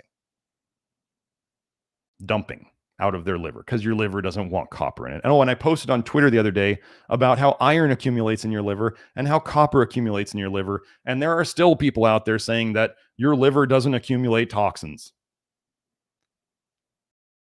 What do you think fatty liver is, folks? Anyway, so that on that note, so zinc is good. We want to get zinc in. We don't want to overdo it, but we want to get it in. There is glycine in zinc glycinate, right? So just like I talked about with magnesium, your body has to break off the glycine from the zinc or magnesium, but your body has to break off the glycine to use the zinc. Now, glycine can have its own benefits or problems. Glycine is one of the things your body conjugates to bile acids. Binds to bile acids. Here's the weird thing about binding things like sulfates and taurines and glycines to bile acids. It changes the recipe of the bile. This can relieve symptoms from a certain bile recipe, or it could worsen symptoms as it changes the bile recipe. Right? Like if you were making a recipe and you changed, let's say you normally use this oil. I'm just throwing, we don't use oil too much around here, but if you were adding some sort of oil to it and you change the brand of oil or you change the type of oil, it can change how the recipe tastes, make it better, worse, either one, not change it at all. So when you do taurine or glycine, adding it in, it can change the recipe of your bile. It doesn't always change it for the better or worse. So this is what I tell people about glycine or taurine, especially, is if you try it and you don't feel good, stop it. It's making your bile recipe somehow more toxic. If you take it and it helps, that's helpful. It's changing your bile recipe. And you must remember that you are artificially changing the bile recipe. And so as we get you healthier underneath it all along the way, eventually your underlying bile recipe is going to get better. And then now you're adding that either taurine or glycine, and it's going to make your bile recipe worse. So just know that if you start if you're doing taurine or glycine, if they're helping you, fine, great. You can keep doing them. Keep it in the back of your mind that at some point, as I say, it's going to turn on you. It will turn on you at some point. And the cool thing is that means you don't need it anymore. What other person out there? I mean, I'm not trying to toot my own horn here, but I'm trying to tell you how to know when to get rid of supplements. You have signs. The body gives us signs of when you can stop taking things. How many of you have gone to functional medicine doctors who put you on like $300 of supplements a month, and then every time you go to see them, they just add more supplements to it? They never take anything away. I was taught this. Like, I went to seminars to learn how to give people tons of supplements. And what do I do now? I have like a handful of things. So back to the glycine could be when I have people who do well on glycinates.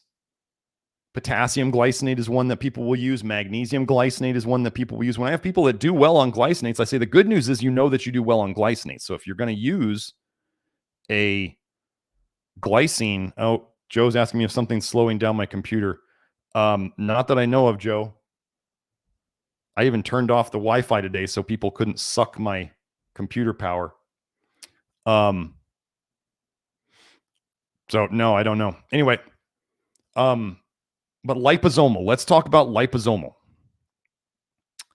Liposomal is basically, they are wrapping the supplement, the manufacturers are wrapping the compound in lecithin, phosphatidylcholine. Okay. For better or worse. Liposomal means that it's going, whatever you're taking is going to penetrate the liver deeper, for better or worse. When we talk about vitamin C here, and how vitamin C most likely in high doses slows down bile production. So when people take normal ascorbic acid, right, or sodium ascorbate, and they take mega doses, all of a sudden they see their problems go away. But then when they stop, they get what's called rebound scurvy, which is really just the bile dump starting again, flooding their system with all the toxicity that they weren't getting rid of during that time. So liposomal vitamin C penetrates the liver much better. It slows down bile faster at lower doses. Are you following me? Liposomal stuff. You should see that the studies on liposomal lactoferrin are pretty amazing. We like lactoferrin around here. They wrap it in liposomal stuff and it goes deeper into the liver. Just think of it as it's making whatever you're taking penetrate deeper into the liver. Now, how much do I know about how lecithin is also necessary for the liver to store fat-soluble toxins? So what happens when you take more lecithin? Is it possible you could store more other toxic stuff in your liver? Yeah, because I mean, for your liver to use the zinc glycinate, it has to get rid of the lecithin that was wrapping it, right? It has to unwrap it. You have to unwrap the present if you want the gift. You want to unwrap the zinc glycinate, then all of a sudden you got this lecithin floating around. My whole egg thread, if you want to see some of the research on choline, phosphatidylcholine, and lecithin, and how it may not be so great for your health, let me see if I can find it quickly.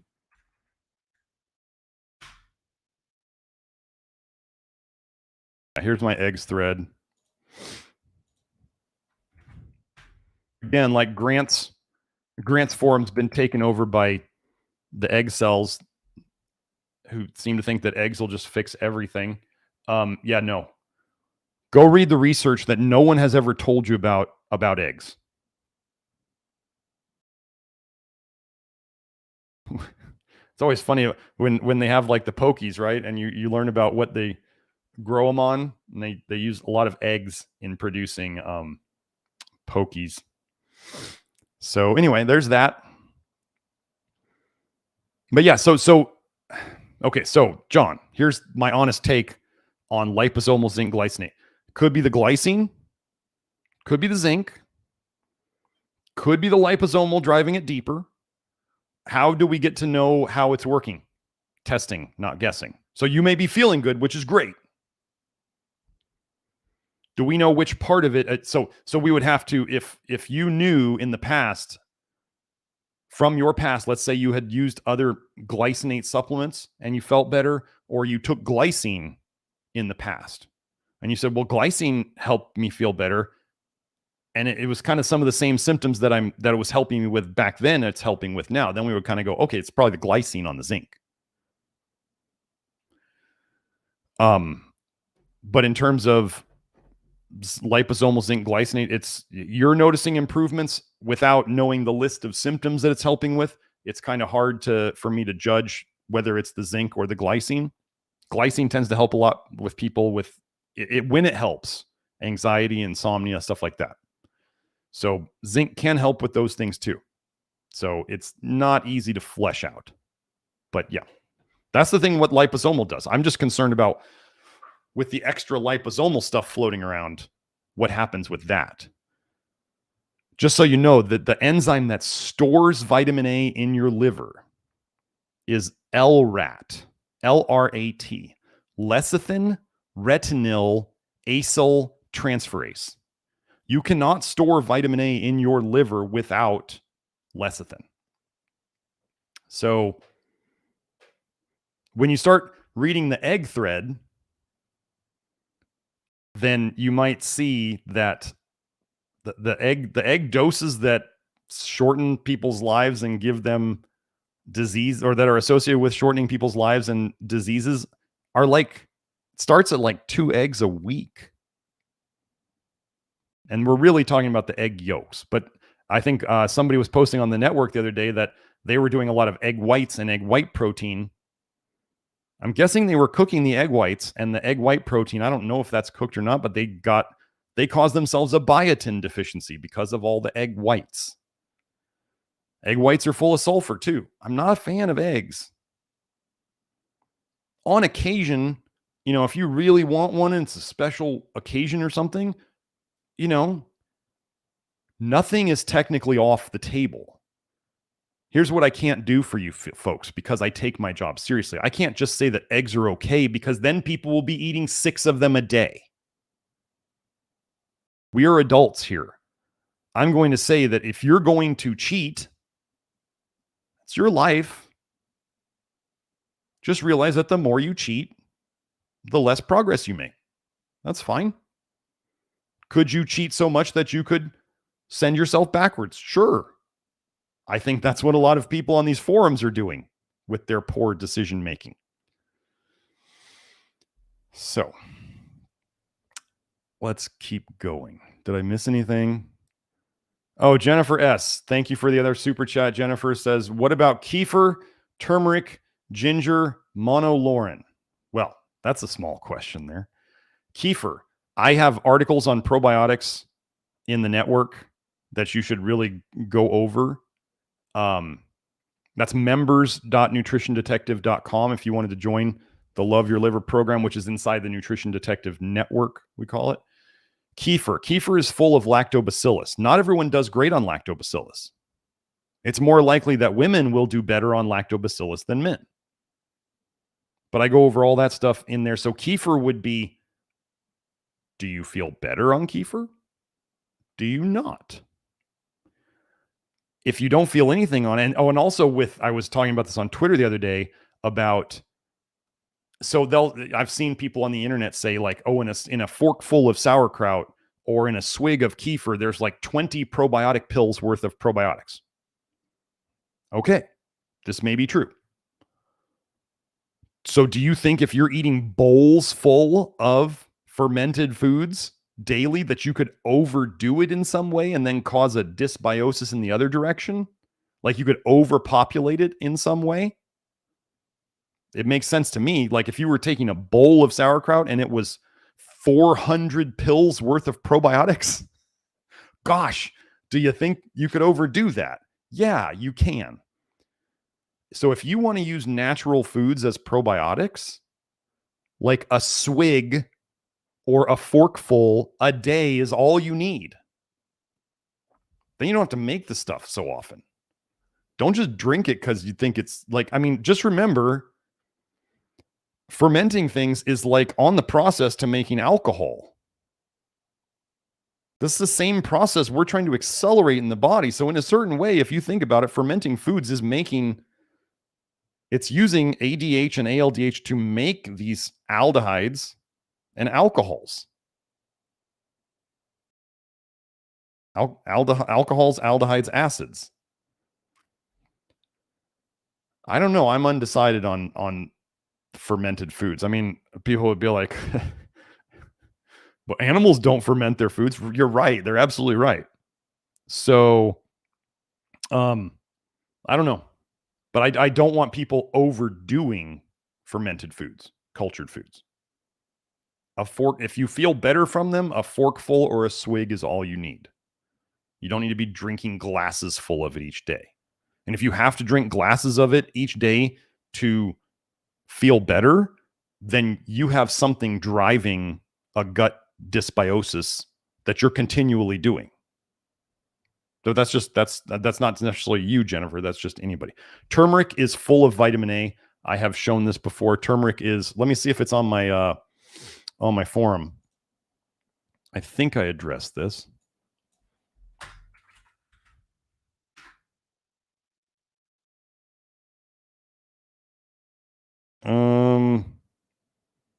Maybe not. Okay. Turmeric, why is turmeric so yellow? We don't generally, here's a simple thing, Jennifer, for you and other people who are new here. Don't eat yellow things or orangish things or like dirty orange things like turmeric. They're toxic. I've been over, let's see, where was it? Let's go over this. Let's go.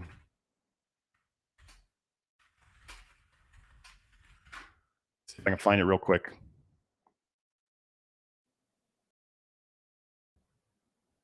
Dang it. Where is it? Let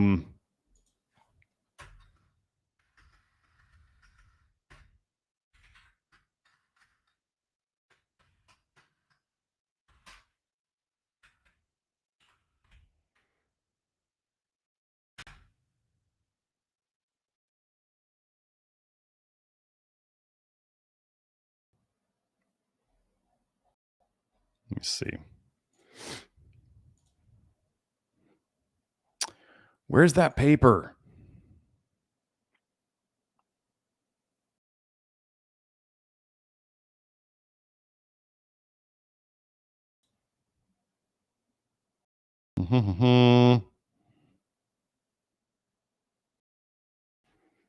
Where's the analysis? Curcumin, hold on. Turmeric. See if I can find it now. I mean, we'll just, since we're showing the study here, I mean, the search, considerations about turmeric-associated hepatotoxicity, liver toxicity. Turmeric supplement-induced hepatotoxicity. Turmeric-induced hepatotoxicity, report of 2 cases. Autoimmune hepatitis associated with turmeric consumption. Okay. For those of you who haven't seen it, let me go find my autoimmunity is vitamin A toxicity thread.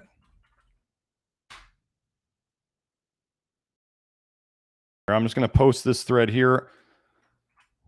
Autoimmunity is foundationally poison / vitamin A toxicity with other triggers layered on top of it. Okay, so now keep that in mind. I'm saying autoimmunity is vitamin A toxicity. I'm saying turmeric and curcumin are carotenoid plant vitamin A compounds. And then, as we just saw here, this paper, autoimmune hepatitis, liver inflammation associated with turmeric consumption. Does this make sense now? Oh, this was the one. This is the one I wanted. Toxicity prediction of compounds from turmeric. So they look at these compounds and they know their structures and they know what generally is going to be hepatotoxic or carcinogenic. They have patterns, right? Pattern recognition. Imagine that. In the present study, a toxicity of 200 chemical compounds from turmeric were predicted. Includes bacterial mutagenicity, rodent carcinogenicity, and human hepatotoxicity. The study shows out of 200 compounds, 184 compounds were predicted as toxigenic. 136 compounds were mutagenic. That means mutating your DNA. 153 compounds are carcinogenic, and 64 compounds are hepatotoxic.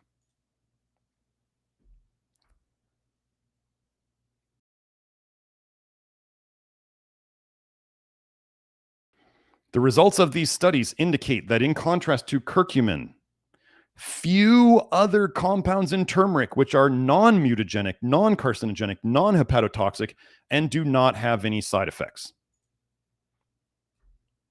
Sounds pretty toxic to me.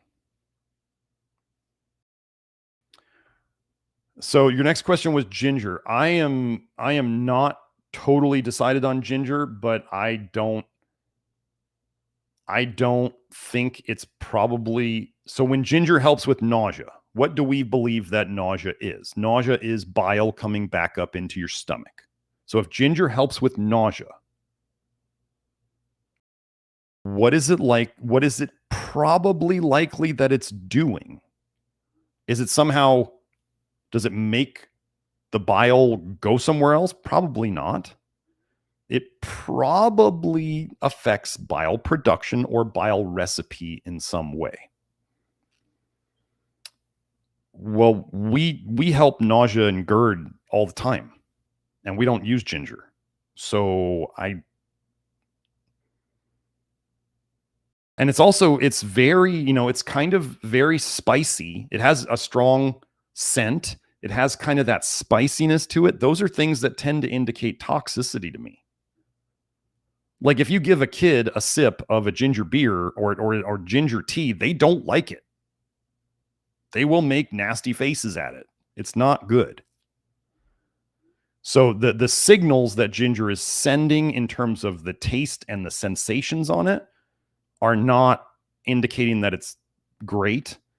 Hope was saying ginger makes her nauseous. Well, that's a duration paradox thing. So for a lot of people, ginger may shut down bile production, but for other people, it can increase it and worsen it. Charcoal does a similar thing. When you are using plant compounds for medicine, think about this. If the plant doesn't have an essential nutrient in it that is related to what you're trying to fix, you are using the plant for a drug-like effect. Remember, 70% of pharmaceutical medications are based on compounds in plants. So that means compounds in plants are like siblings of pharmaceuticals. They're either making your body do something it doesn't want to do for whatever reason, or what am I thinking? It's making your body do something it didn't want to do, or it's making your body do something that it couldn't do before. It's pushing it to do something that it couldn't do before, or it didn't want to do. Just think of it as, if we assume the body is intelligent and it's doing the best it can with the resources it has and what is going on, then we have to assume that if we are making it do something else with herbs or medicines, that we are inhibiting the process. Now, can that be helpful? Yes, things can get so bad that if you're like dying of sepsis, it just so happens that sepsis is excessive, way, way, way excessive amounts of bile leaking into your blood. I've shown this research before. There's even new bile acids that were found in newborn sepsis. They found bile acids they've never seen before. Do I talk about how the bile recipe is key to what disease is showing up? So we found a new bile acid in septic shock in newborns, and it can kill them. So when you are doing things to help with herbs or meds, you are either changing bile flow or you are changing the bile recipe, is for the most part what I believe is going on. So ginger is an anti-emetic. It has a drug-like effect. It's an anti-nausea, anti-emetic. So emetic being vomiting. So it's doing some sort of drug-like effect. So in terms of, do I think people should take it daily? No. Do I think that so let me give you an example of when I used it. So when I got the coof, the scaly virus, which if you haven't seen my episode a couple episodes ago about 5G and viruses and all that stuff, you should go watch it. But when I had that syndrome hit me, towards the end of it, the worst symptom for me on the second half of it, I was not feeling well for about 10 days. For the last 5 days, the worst thing that hit me was nausea, where like even drinking water would cause me to get nauseous. I think over the 10 days, I think I lost about 10 pounds. Maybe it's 14 days. So what did I do? I went, and so I nausea sucks. Like, nausea is horrible. It's like one of the most demoralizing things that can happen to you, right? It takes like a perfectly functional human being and makes you almost non-functional. So I went and I got some ginger beer at Whole Foods, right? Ginger beer is not alcoholic. It's just strong ginger ale that has, the Reed stuff has cleaner ingredients than most stuff. So I got some of that. I got the extra ginger stuff, and boy, it shut down the nausea. Did I use it then? Yeah, I was really, really feeling bad. And I still worked. Those whole 10 days that I was out with the coof, I still worked and I still talked to clients and I still did everything that I was supposed to do. But, you know, times, you know, what am I trying to think of? What's the saying I'm thinking of? Certain times require certain measures. And so I decided to do that. And it was fine. And then I was able to start eating some fruit, like some bananas and some apples. And then I finally got over the hump and then I was out of it. And then I went and I got the blood test to show that I had the antibodies to the toxins that I dumped out of my liver. All that is past now. We're moving on to the second horseman now, folks. The war one. So let's see. Monolaurin. Okay, lauric acid. When people use very specific fatty acids for very specific conditions. I went over this earlier. What do we bind toxins to store them in our liver? We bind toxins to free fatty acids. Like, so when people use castor oil, what are the free fatty acids in castor oil that are very unique? Ricinoleate. Ricinoleic esters or ricinoleate. Ricinoleate. Or if it's the leic, you have the ATE subbed out for an IC. Ricinoleic or ricinoleate. So castor oil can go in and bind to toxins and then store them in very unique places because that's a fatty acid that you don't come across very much at all. Lauric acid, monolaurin.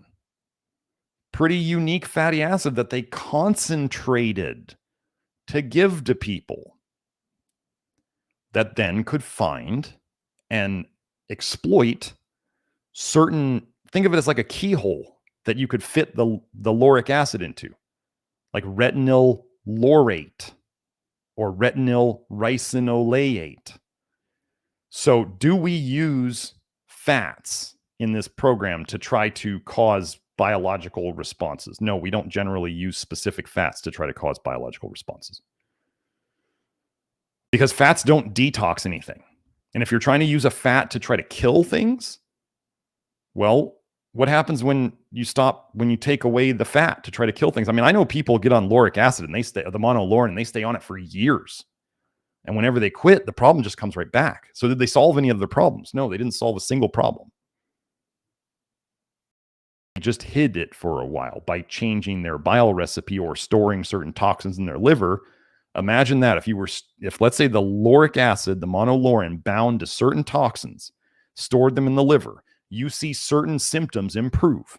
And then you stop taking the monolaurin and your liver starts chopping up the toxins that were specifically bound by the lauric acid and stored in your liver. Then you start seeing the same symptoms come back. This is toxic bile theory. And this is how the liver works. So we got a new super chat. I'm going to get to that one. John Smith. Thank you for another super chat, John. He says, I was only able to cure my long coof by reducing my exposure to EMF. Go watch that video a couple months ago, folks. And mold after trying almost every diet, supplement, practice, etc. EMF is a huge thing. I have a video a couple live streams ago about EMF stuff and how you can help. We address these things. So for those of you who are, open to binge watching, you could go backwards through my live streams and hit them all, or you could just go, like we talked about the ferritin one, we talked about the EMF one, we talked about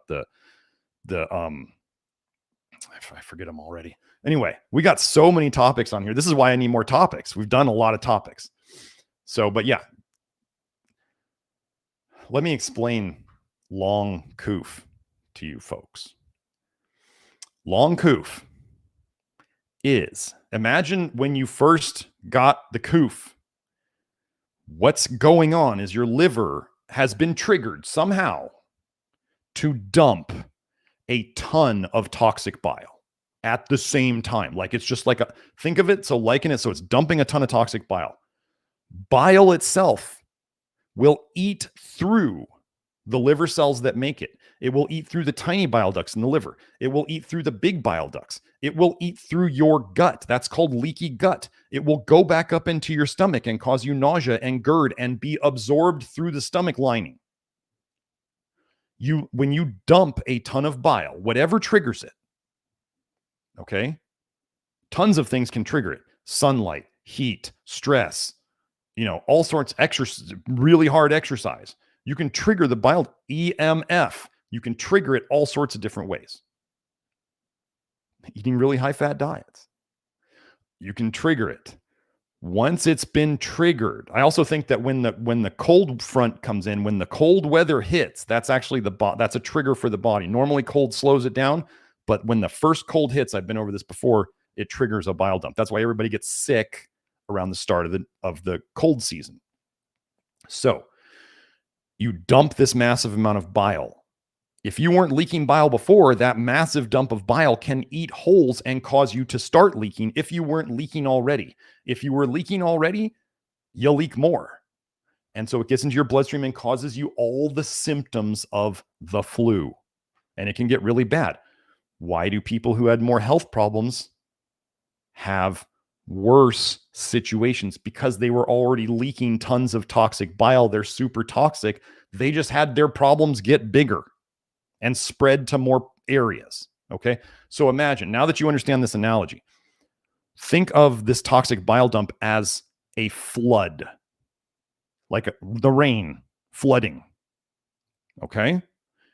Huge downpour, inches of rain within hours, all at once. So during the flood, right, you're just trying to stay alive. Like, don't go out and drown. Right? So you just got to make it, you got to weather the storm. Okay, so you weather the storm. What's left after the flood? After the waters recede?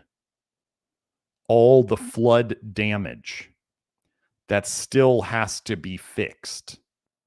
Like, I don't know, where the toxic bile ate holes in everything. Right? Where the roads are washed out. Gosh, just think of that like your bile ducts. The toxic bile ate holes, new holes everywhere. Gosh, and you used to think the road conditions in your town were bad before, but after the flood, it's even worse. Think of how long it takes to repair that damage. If you're eating, which hopefully you are, you're dumping bile every day. Think of that dumping bile every day as like picking off a scab. Right? You just keep picking it off. It never heals because you keep dumping bile. The bile eats the hole again. Your body tries to heal it. You dump bile again because you ate again. It eats holes through it. Why do you think people can feel better so quickly through fasting? Because they stop dumping bile. That's what they do. That's what fasting does. That's why everybody thinks it's such a miracle. I just wanted to throw this in here. This is a little tinfoil hat theory. Isn't it interesting that they really are pushing fasting these days, aren't they? along with bugs and other things. They really don't want us to be eating much. So they're trying to, they're promoting fasting and D3 and bugs and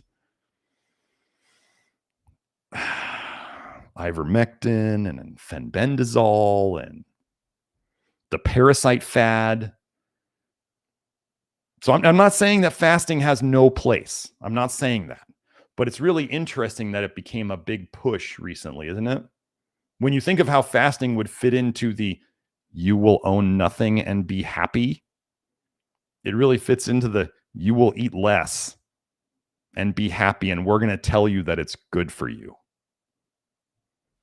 Just interesting how all these things infiltrate. So anyway, so if you listen to John Smith's super chat here, he said I was only able to cure my long coof by reducing my exposure to EMF. Then go watch the EMF episode of this live stream. Make sure to like and subscribe and do all that stuff. And mold. What is mold? Mold's a toxin, mycotoxin.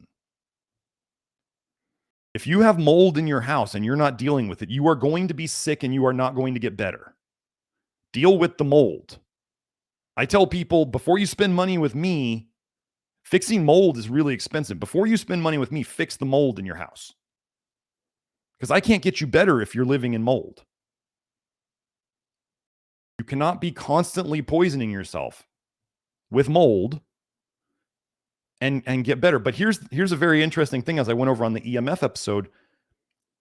Mold grows better with bad EMFs around. So John worked on EMF and mold. And then he fixed this long toxic bile problem. These are not coincidences. This is toxic bile theory. This is the new paradigm of medicine, folks. This is what we're doing. It will all make sense as you understand it. If you didn't know already, Joe, you might want to post this one too. Episode 71 is the one where people say I describe toxic bile theory the best.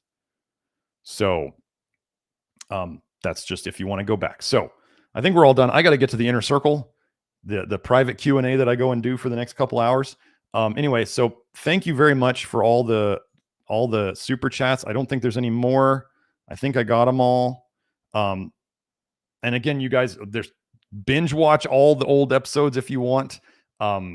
There's the inner circle videos or the advanced detox network inside the Love Your Liver network. If you like watching my Q&As, you can do that. If you want to work with me or Nathan, going over blood tests, hair tests, and getting follow-up included. How many doctors give you follow-ups included in your package for 6 months? I do.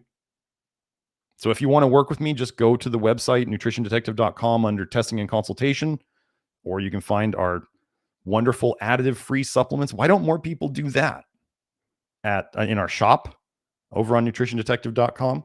The Love Your Liver Network people get discounts on the supplements and have access to more brands and products. So anyway, that's all I've got for today. I will look at these topics that you guys graciously sent me, and I will get to them. Don't forget, again, to like and subscribe, and we'll see you next week. Bye now.